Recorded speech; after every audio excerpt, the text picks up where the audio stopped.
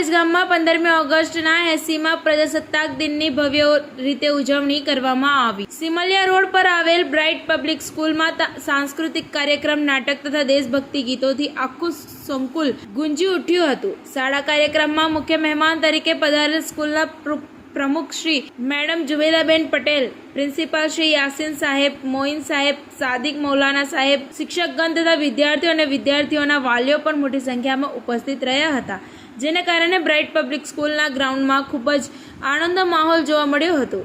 Senior ક્લાસના વિદ્યાર્થીઓથી લઈને 8 ધોરણ સુધીના તમામ બાળકોએ કાર્યક્રમમાં ભાગ લીધો હતો।